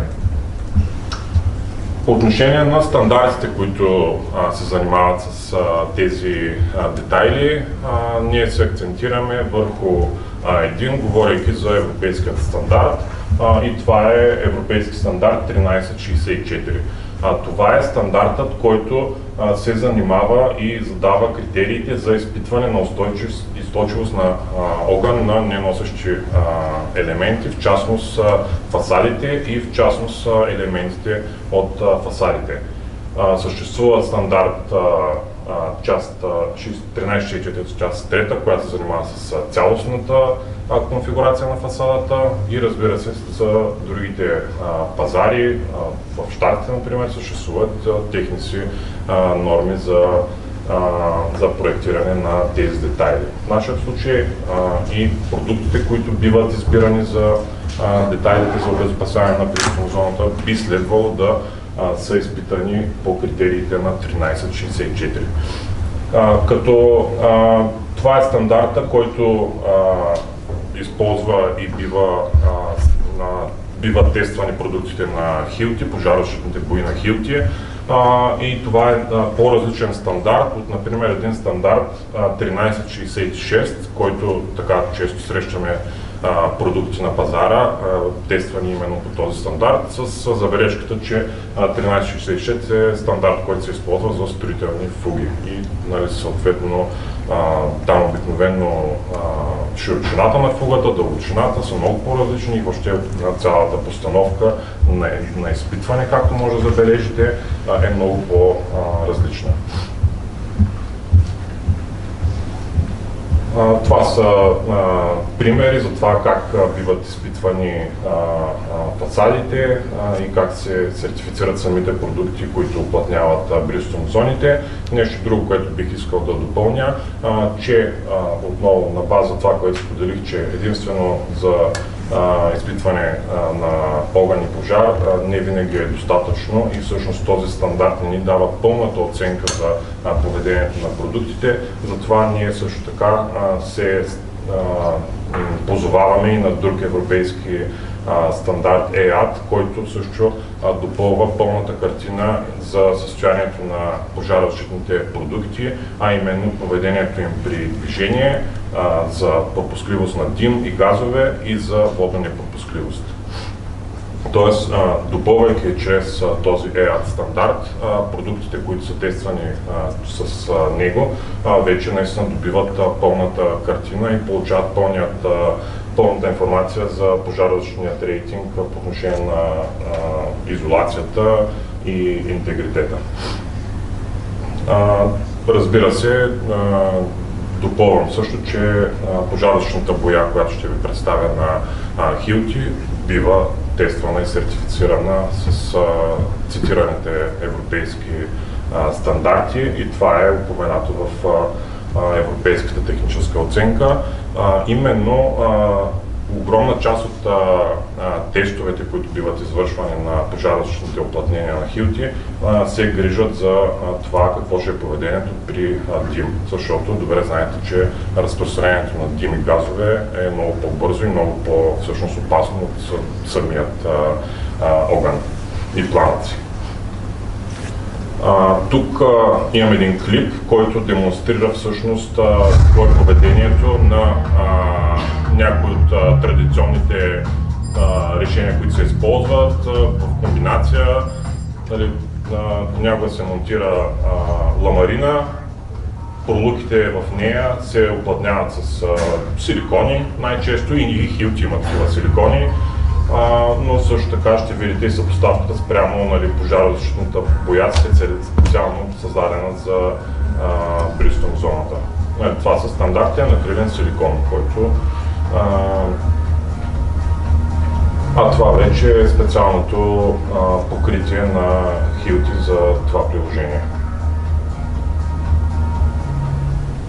Нали, строителните силикони, пожарочните силикони, те са с много широко приложение и с много важна функция. Те са дори, не знам, ние си говорим с колегите, то е цяла наука, там се смятат височина на нанасяне, широчина, пък как е адхезията. И затова много често, като видим някакви фуги, които са изпушени с силикон, често виждаме, че винаги от едната страна той е разлепен. Затова и точно това приложение не е най-правилното нещо, може би в дългосрочен план да се изпушва с такива силикони, а именно с такава непрекъсната, безотконечна, ако щете, покритие от боя, което ще покажа малко също как се изпълнява. Разбира се, гледайки това приложение и сещайки се, че това се изпълнява обикновено в обществени сгради, ние също така имаме оценка и сме правили тестове за водонепропускливост, тъй като по време на фазата на изпълнение, но и след това в експлоатационна фаза е възможно и се допуска, че може да има течове, влага и е важно тези покрития да останат непрекъснати и затова в нашите тестове, ако на някой му се наложи, вие ще видите изпитвания с определен воден стълб за определено време, какво е поведението на покритието.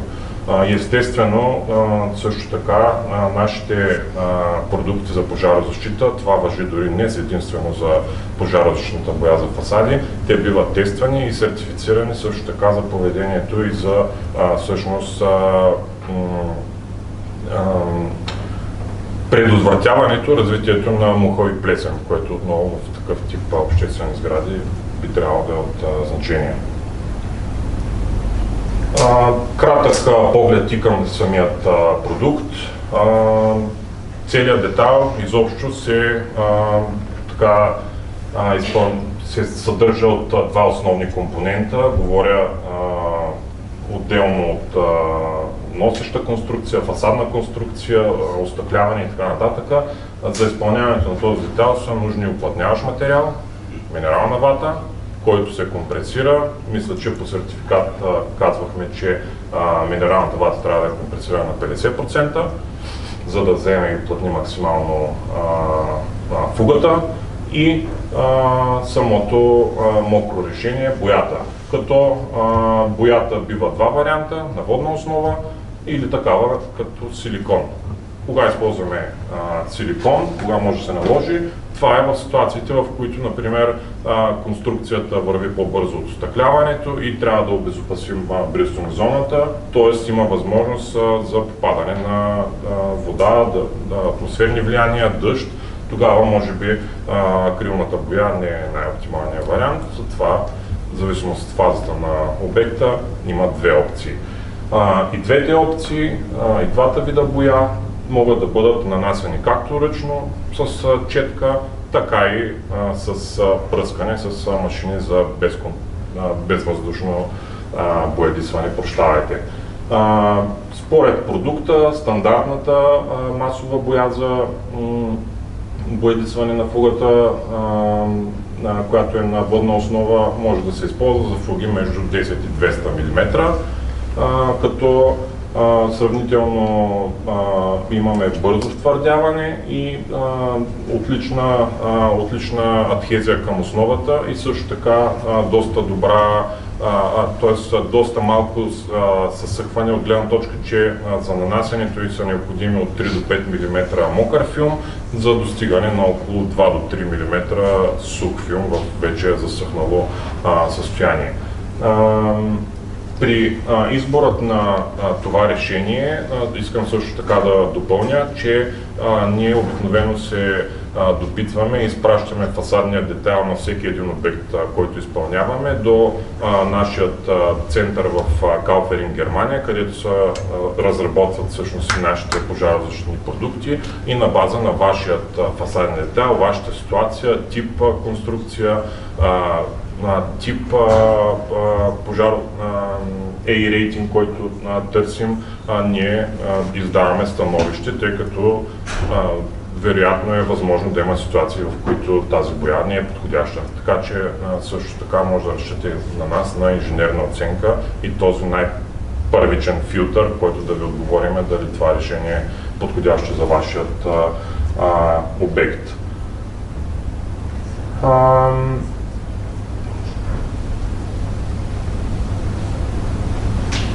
Продължавам напред.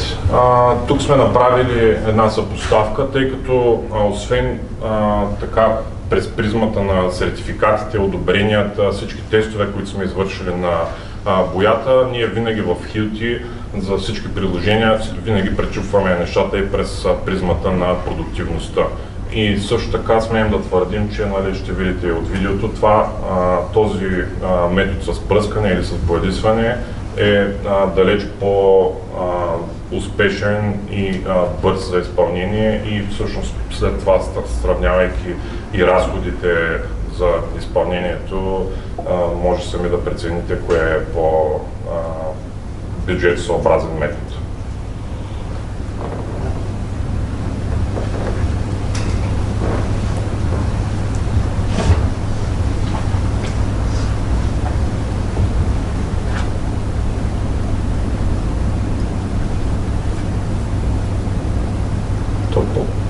Май си нямаше предното си, имаше ли звук? Да, в лява страна виждате изпълнението с Hilti решението, останалото си е традиционният метод с ламарините и гипсокартона.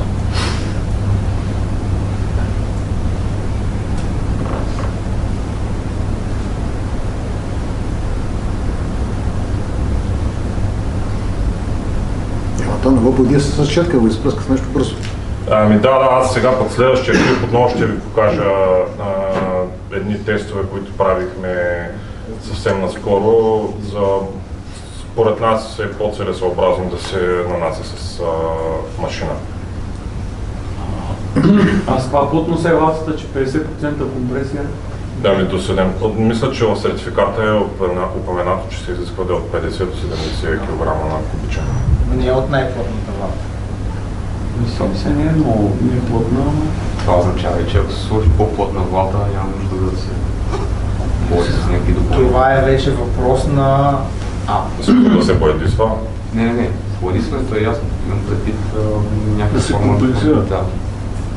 Това можем, както колегата каза, правим го детайла, предлага се конкретен продукт с конкретни характеристики и плътност примерно на ватата. И оттам вече може инженерният ни център, който е тесните специалисти в пожарозащитата, да върнат отговор. Да, ще отговаря на сертификата и инженерното становище е инженерно становище. То не е с статут на официален документ. Поне те да го потвърдят. Колко една жарата ще се донесе по-голяма шумоизолация? Едва ли ще друго нещо? Не, компресията има идеи да се закрепва, защото така отплътнява фугата, защото не пропада на долу. Няма в нашето решение, от долната част няма нужда от изпълнение, дори на чисто артни. Те слагат едни такива много на ниш. По принцип може изцяло да е, ако не е видимата част. На елка такава. А има ли прачите за тази вата? Такива, които да се задържат, за да не изпаднат? Не има браките за тази вата. Тази е ясна. Но за тази нямате, дори войда да е примерно 250 мм. Първо това не го покриваме като... До колко покриваме? 200 До 200 мм. При 200 мм без никаква контрола. Само на компресия. Има на 50%. 50% компресиране. Боята го държи. Може ли аз да коментирам нещо да се включи в Аз го обичам. Да. На така едно представяне, което имах в едни колеги. На БАО беше ми зададе всеки въпрос дали трябва или не трябва да има. Това разбира се, така изключвам решението на Hilti. Между другото, това е решението, което ние предложихме и за Capital Fort, и за Skyfort и ще се изпълнява, разбира се. Но тук сега хората с достъп до обекта могат да видят, че отдолу има една ламарина, макар че сертификата не го изисква. Защо е там?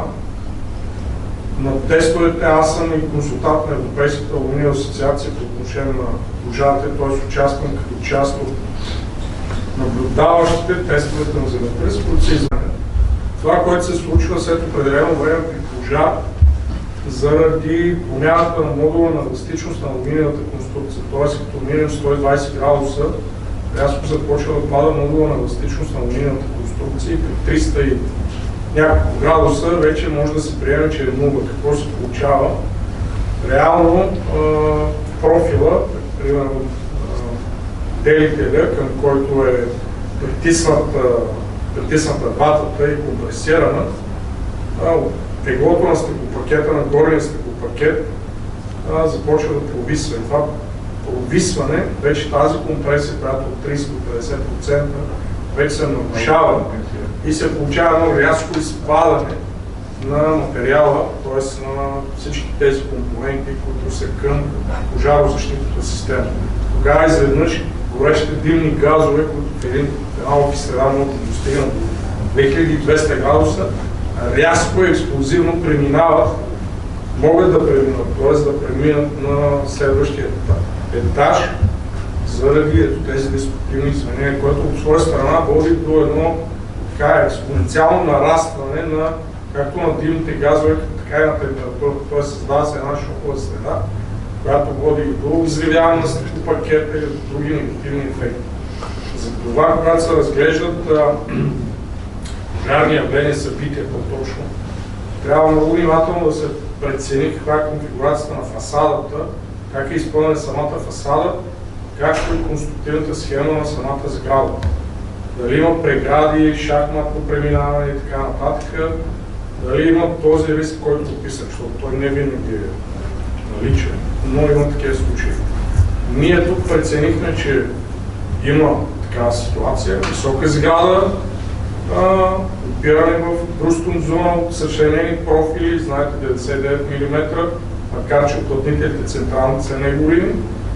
Пак при едно събитие такова, ако нещо се случи, при висока температура може да се получи такова събитие и препоръчахме да се сложи една тънка ламарина, която какво ще се случи, вече ще спре пожара, но ние ще предотвратим, т.е. ще дадем повече време на хората да се евакуират и да не се случат такива експлозивни събития. Така че, ако някой ме попита мен дали към вашето решение трябва да има подкрепа отдолу механична, бих казал категорично да, защото съм далеч от мисълта да кажа, че абсолютно всички фасадни инженери обхващат цялата специфика на сградата, т.е. да изследват, примерно с методи на анализ на флуидите или каквото да обследват цялата сграда. Не трябва да поемаме, когато става въпрос за пожари, да поемаме каквито да е било рискове.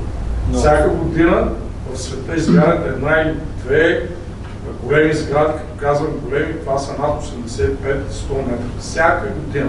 Миналия месец мисля, че беше в Казахстан, преди това беше в Испания, преди това в Англия, няколко месеца преди това в Полша. Тоест може да изборяваме много сгради. Но ако се направи един обстоен анализ, както вие казахте, тогава вече може да се вземе решение необходимо ли или не е необходимо. Тоест въпрос е на преценка. Макар че сертификата не го изисква, аз лично бих предположил по-консервативен. Полза на сигурността го слагаме. Ако имаме възможност да направим по-подробен анализ, може да преценим. Ако има тази ламарина, тогава изключваме ли компресията на изолацията? Не, категорично не, защото те се отнасят до самата компресия, позволява при движение на фасадата и площа една от друга да се поддържа тази изолираща способност на ватата. Ако ние нямаме компресия и фасадата, примерно при повишено засмукване, да кажем дългова зона, ние тогава ще се образува луфт.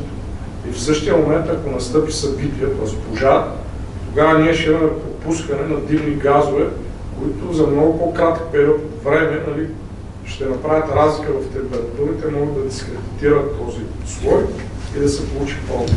За да не се случи това, компресията винаги трябва да е.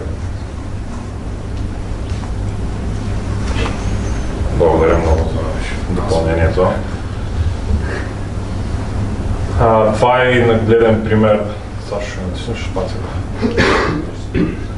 Това е нагледен пример и демонстрация от съседната сграда. Това е метода с безвъздушно боядисване и с машина. Както виждате, боядисва се непрекъснато, няма проблем или последствия върху алуминия, заради това, че планките са боядисани. Именно необходимо е да нямаме прекъсване в нито една зона. По време на изпълнението и по сертификат се казва, че е необходимо 2 см от плочата и 2 см от така наречения противопожарен парапет, или как му казват, да бъде застъпен. По този начин, и за кратко видяхте и с тази калибрираща карта, че постигаме идеалната дебелина на полагане, което много трудно може да се постигне. И тук от другата страна на колоната пък един колега тръгна с четка да нанася. Там имахме нехомогенен слой, или много тънък, или пък преразход на материала, което също не е идеален вариант.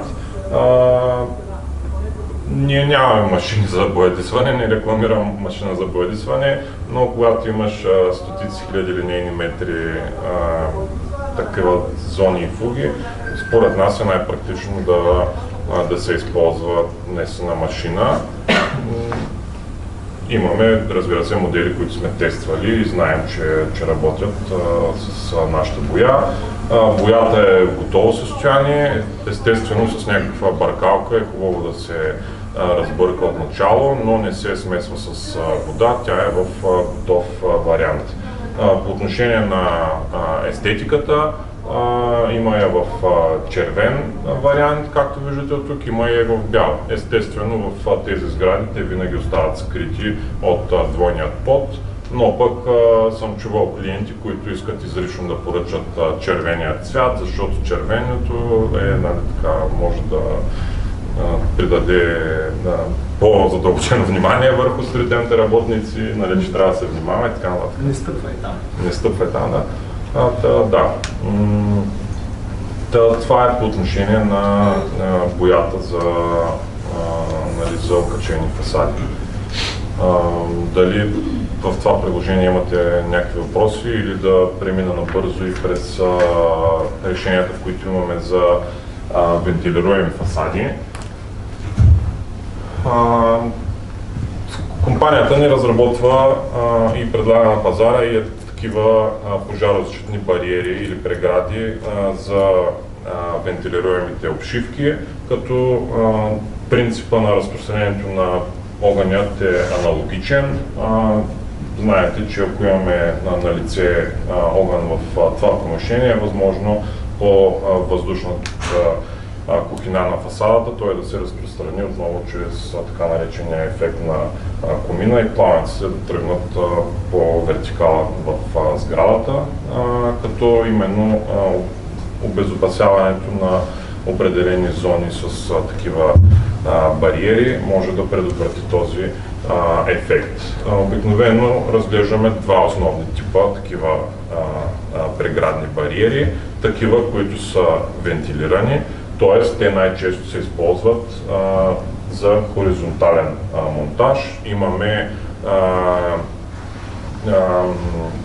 толеранс от 25 или 50 мм излизане на облицовъчния материал, в който все пак въздушният поток може да преминава, като при ситуация на събитие, това е такъв пример с вентилируем бариера или преграда, тук по цялото протежение на тази бариера има такъв специален материал, който експандира и набъбва и всъщност тогава вече си влиза в ролята.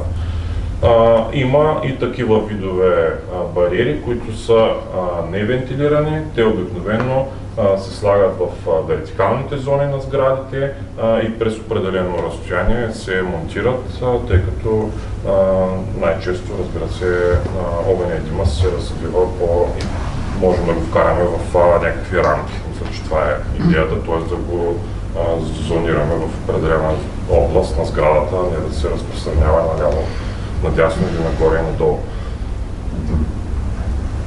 По отношение на монтажа и къде попадат тези елементи в фазата на изпълнение, на първо място естествено трябва да бъде изградена фасадната носеща конструкция и след това да се монтират ивиците с пожарозащитни бариери и вече като трета точка се монтира топлоизолацията на самата фасада и накрая, разбира се, се завършва с типа облицовъчен материал, какъвто и да е той. Тоест, тук попадаме и монтажа е хубаво да се изпълни между етапа на конструкция и изолация, за да не се налага после да режеме вата, например. Кратък поглед към портфолиото. Това е обновено портфолио на Hilti. В момента обогатихме продуктите, които имаме с прегради според изискването на обекта, дали за 60 или 120 минути е необходимо да бъдат тествани и одобрени. Имаме различни толерантности по отношение на вентилируемата версия, това колко да е пролуката между фасадата и бариерата, като дизайн и разпознаване. Аз в случаят имам един тип такава бариера, но много лесно, чрез визуална проверка може да направите разграничение, кои са вентилираните версии на бариерите и кои са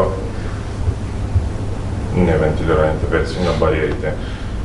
Като други подобрения в дизайна спрямо предишното поколение бариери, самите куки, които вече се използват за монтажа към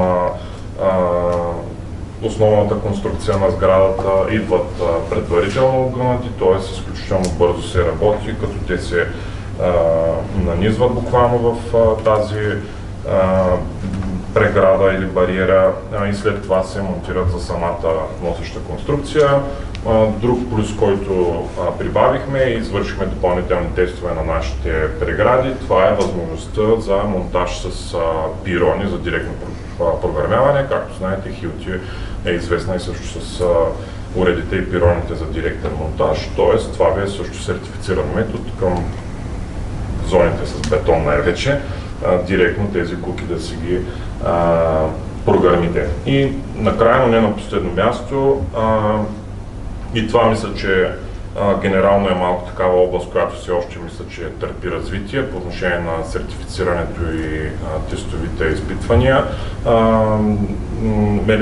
Продуктите са с клас на негоримост А1, изпитани са за познатите поне до сега стандарти, British стандарт, знам Франция, Унгария и други държави имат собствени стандарти.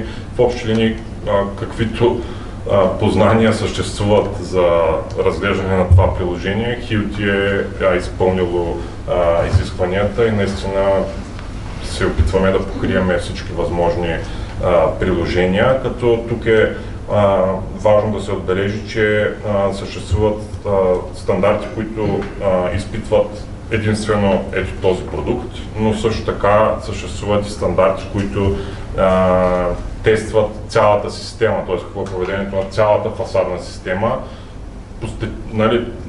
Тестването на цялата фасадна система би трябвало да идва и да е важна за производителите на фасадните системи. Именно за това и там и разбира се, че тези бариери и прегради са тествани в комбинация и с фасадната система на Hilti, но също след това ще ни е любопитно и от ваша страна да споделите, докато в Великобритания и други държави виждаме потенциал за такива прегради. Тук в България за нас е много неясна картинката и приложението и потенциала за тези прегради. С това завършвам презентацията. Искам да ви благодарим за времето. Извинявайте, че просрочихме времето и все пак, ако има някакви въпроси, сме на разположение. Аз все пак мисля, че се заслужаваш.